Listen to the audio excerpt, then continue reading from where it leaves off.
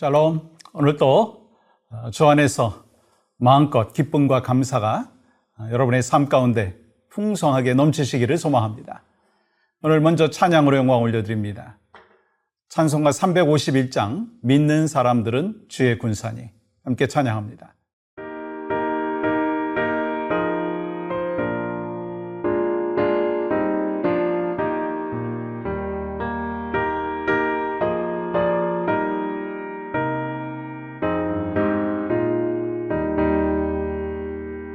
믿는 사람들은 주의 군사니 앞서가신 주를 따라갑시다.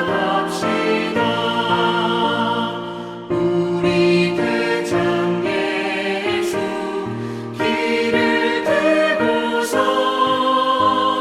적전하는 곳에 가신 것 보라.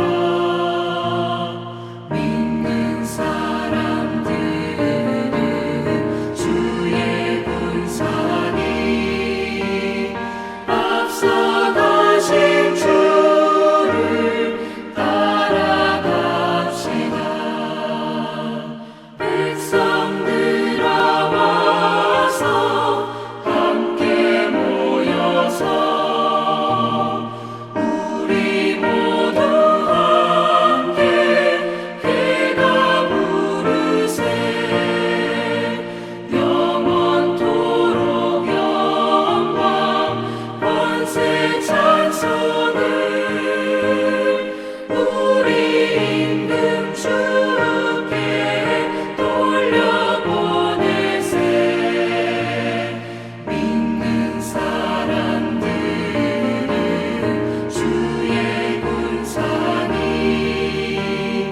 앞서가신 주를 따라갑시다.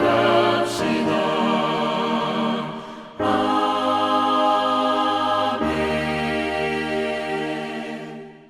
오늘 말씀 사사기 1장 1절입니다. 여호수아가 죽은 후에 이스라엘 자손이 여호와께 여쭈어 이르되 우리 가운데 누가 먼저 올라가서 가나안 족속과 싸우리까? 우리가 지난 시간에는 구원의 은혜를 누리기 위해서 필요한 것이 무엇인가 나누었죠. 그건 이미 시작된 전쟁에 대해서 알아야 한다고 말씀드렸습니다. 그것이 어떤 전쟁인가요? 세 가지 말씀드렸죠. 육신과의 전쟁, 또 세상과의 전쟁, 사탄과의 전쟁이죠. 오늘은 우리가 구원의 은혜를 누리기 위해서 필요한 것이 무엇인가? 이 하나님의 뜻을 물어야 한다라고 말씀하십니다. 1절 보세요.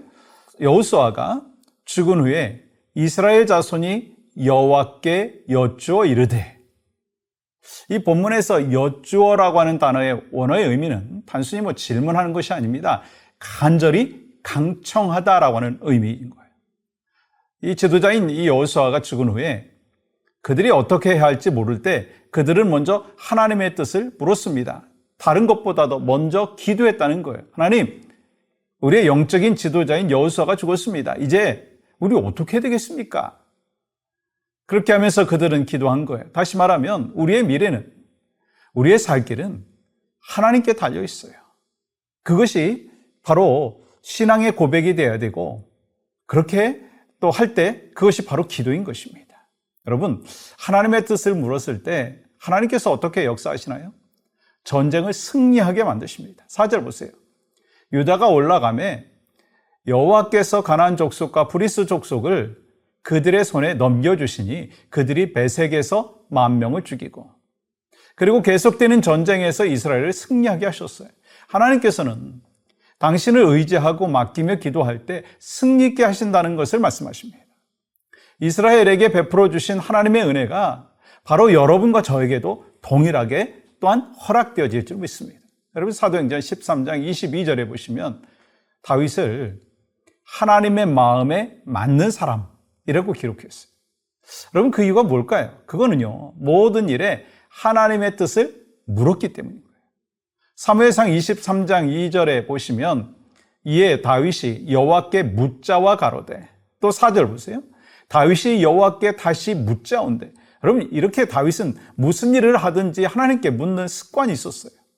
그리고 하나님께서 가라 하시면 갔고 서라 하시면 쓴 거예요. 그렇기 때문에 다윗은요, 씻을 수 없는 실수를 했잖아요. 그럼에도 불구하고 하나님의 사랑을 받았고 하나님의 마음에 합한 사람이라고 하는 칭찬을 받았어요.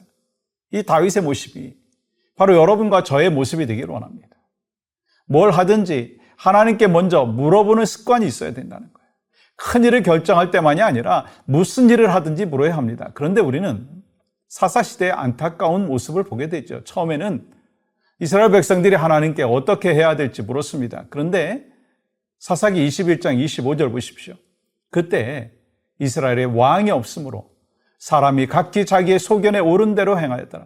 사실 이 문장은 사사기의 결론이며 주제라고 할 수 있죠. 그리고 이 문장을 통해서 하나님께서 우리에게 말씀하는 것이 무엇인지 알 수 있습니다. 왕이 없으므로 사람이 자기의 소견에 옳은 대로 행하며 산다는 거예요. 우리의 왕은 예수 그리스도이지 내가 아니라는 거예요. 근데 사실 우리는요, 나를 왕으로 생각하며 살고 먼저 자기 만족이 우선일 때가 있지 않나는 거예요. 구원의 감격과 기쁨을 그러면서 누리지 못하면서 살아갑니다. 반면에 여러분, 이스라엘 민족이 하나님의 뜻을 물었을 때 가나안 전쟁에서 승리했어요. 오늘 본문 2절 하반절 보시면 이렇게 기록합니다. 내가 이 땅을 그의 손에 넘겨주었노라 하시니라. 4절 또 하반절 보십시오. 유다가 올라가매 여호와께서 가나안 족속과 브리스 족속을 그들의 손에 넘겨주시니.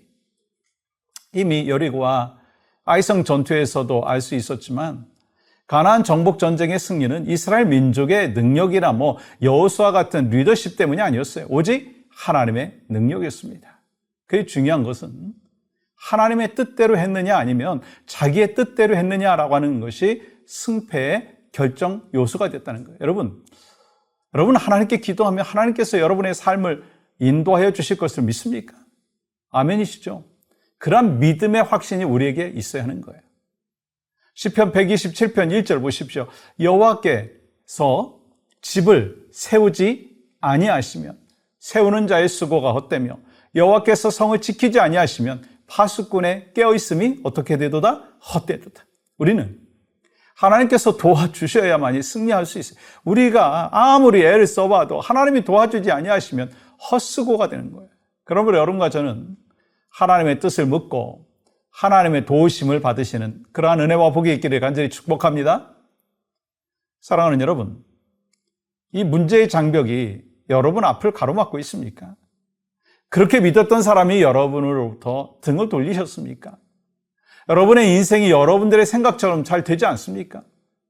가정에 물질의 문제가 생겼습니까? 여러분이 지금 어떤 상황에 처했든지 바로 지금이 기도할 때인 줄 믿습니다. 그렇기 때문에 하나님의 뜻을 묻는 기도를 시작하라는 거예요.